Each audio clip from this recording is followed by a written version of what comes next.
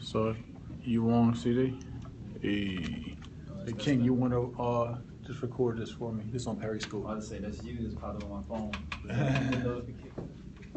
All right, you bought it, you inherited it, whatever the case is. Let's just say you're in it for 50K here in Philly, and the value is now shot up to 130K, right? So you're up 80,000 in equity. 80K of equity. Right, everybody understands that, right? That the equity is your value in a home over what you owe. Mm-hmm. So if you own it free and clear, your equity starts at zero. Meaning like there's no mortgage on it, right? So if there's a mortgage or any kind of liens on it, it starts where those liens end. So you got a mortgage for 50K, we're at 80K equity. So the primary ways that you'll pull the equity out of your property are a refinance.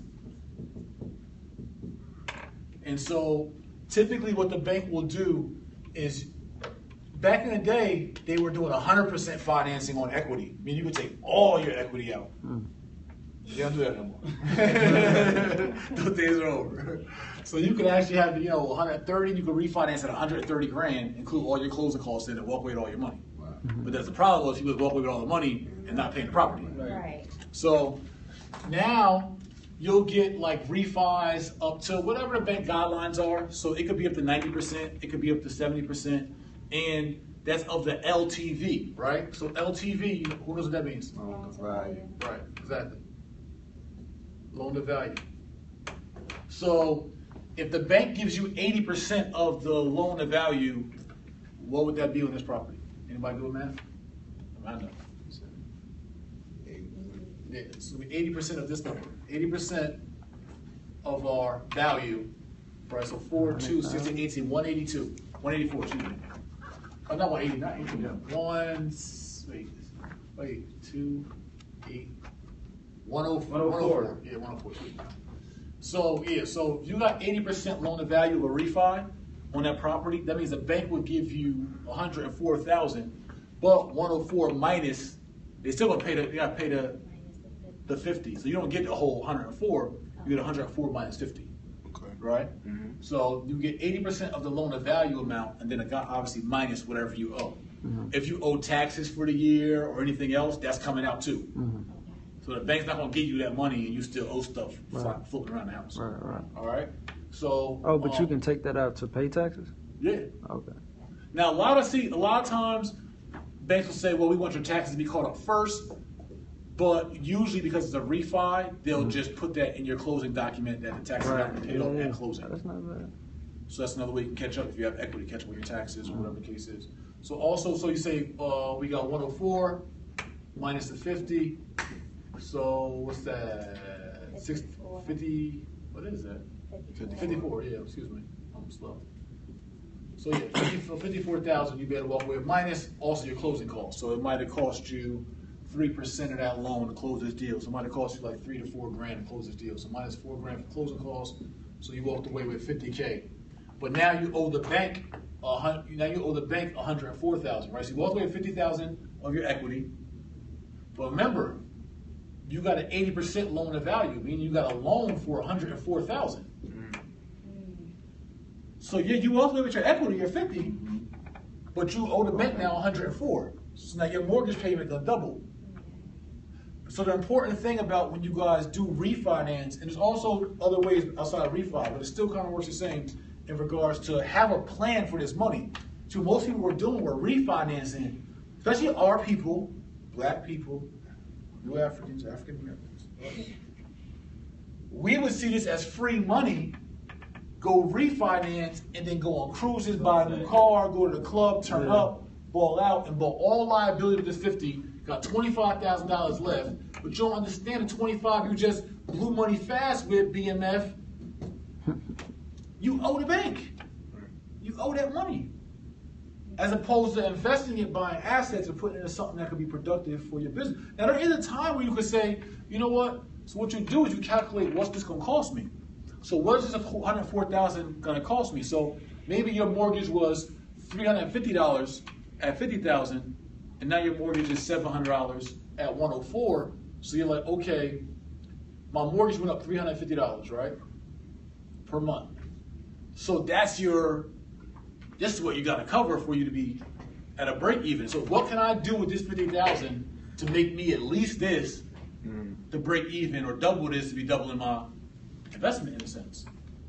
So that's the good part, is that you don't got to pay it all. You're paying it back over 30 years. And also, when you refinance, your mortgage starts over. Meaning that if you were paying down for 10 years, and you had 20 years left on your mortgage, or a 30-year mortgage, or if you had a 15-year mortgage, or whatever it was, when you refinance, that mortgage starts over. Right? You're back to 30 years from scratch again. Right? So that's one thing. But now you got an extra payment, but you also now have extra money to play with. And for most people, it makes sense to say, I'll pay extra $350 a month to be able to access $50,000. So for me, what I would do in more conservative situations is that I will put 10 months or the first year away. So if it costs me $350 times 10 is $3,500, right? Plus an extra $700 for the extra 2 months for a 12-month year. So now we're talking about, what, $4,200. So for $4,200, I could pay off my first 12 months of my increase. Oh, right. Right, for $4,500. So now, but you still got to make money with this money. Don't mean that you're safe now. It just means you just at least got a year secure of your increase on your refi. So that's one strategy that you can to be more conservative, because it will be an adjustment depending on what your budget's like. You now have a new mortgage payment, right? But the most important thing is to put this refi money into assets, something that can make you money. And now there are situations where you could say it might be a cheaper way of financing something also. So instead of financing a car over 7 years, right? So say you want to buy a car, right? So you got your car, all right, boom, got to get this new whatever, this new BMW turtle thing, right? So you got this car. I'm not a good artist, but so you got your car, and this car is, say, $35,000. But it's $35,000. You're going to finance it at 9% interest over 7 years. That car payment's going to cost you a lot more than paying this $35,000 over a refinance at 6% interest over 30 years. Whole different car payment. So now you stretched your car payment from 7 years to 30 years and wrapped it up in your mortgage that will hopefully go up in value, so you don't even see the interest that you're paying off the car loan, as opposed to a 7-year car loan is more aggressive, but you're going to owe it in a few years. That's costing you more, and there's no write-offs from it. So by tying your liability into your mortgage, actually was a benefit for you in a case like this. So just to make sure I'm on the same page, basically saying on a refi, first and foremost, we definitely want to take it and invest into assets with whatever money we pulling, which is a no-brainer for most of us, some of us anyway. But two is that you're saying pay for a car. You can pay for a car within that. It's have a strategic plan, right? It's just being smart with money. Right. So what I'm the whole lesson here is about assets versus liabilities, and what you're saying is it could be beneficial to refi on your property to get that car, which could be an asset in different kind of ways, as opposed to just going to go get a loan on a car. Right. So yeah, the lesson is it's foundational asset versus liabilities, but it's more about the do's and don'ts or possibilities of tapping into your equity. Right. Which I understand the beginning part. I'm trying to understand where this car comes in. So the car comes into place basically saying that if you were looking to buy a car, or you had an existing car loan maybe, right, at the time you refinance, it might make sense to put your existing car loan to pay that off with your refi money, because now you're saving yourself interest, because this car loan we know damn well 9% is good on the car. You might be at 12 plus, depending on where you were when you finance that car. In sometimes 7 years of life, it might be over a 5 or 3 year term on a car. So now you're paying so much money in interest where you could have got a lower interest rate and spread it out over 30 years. So you amortize your payments for so much longer. $35,000 at 6% over 30 years is like $200-something a month. Right. As opposed to $35,000 over 7 years at 12% interest, you at like $700-something a month. Right. That's all interest. So you're paying the bank $500 more a month in interest. So that will help your cash flow also. Right. So this $500 a month you're paying on a 7-year loan is $500 coming out your pocket, your cash flow going to the bank. Where it could have been spread out over 30 years and just been $200-something coming out your cash flow. Right. So you're up $300 a month by you putting that into your refi, that particular liability.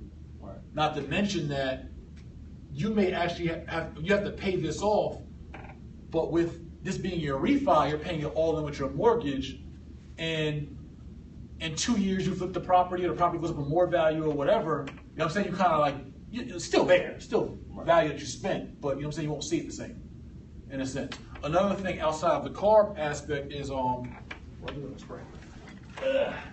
the car aspect is like college, or for like training, or self-development. Like that's an asset.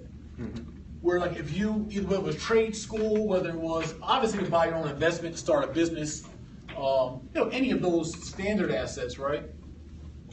But also I've seen refis, instead of student loans, instead of piling up on student loans, or if there's a certain kind of, whatever you think is gonna be an asset to your life, it's something that people have done. People use it for weddings or whatever else. I mean, it's all financing or 90% financing, where you get a first and second mortgage, right? So you might go in, say a house is, just say $100,000 for even numbers.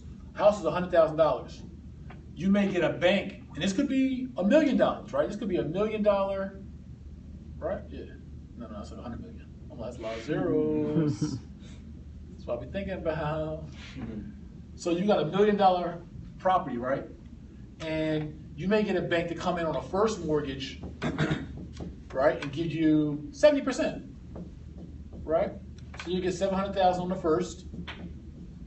But then you could find a bank that will come in, and this first might be like 70%, which is $700,000 at whatever, say 7%.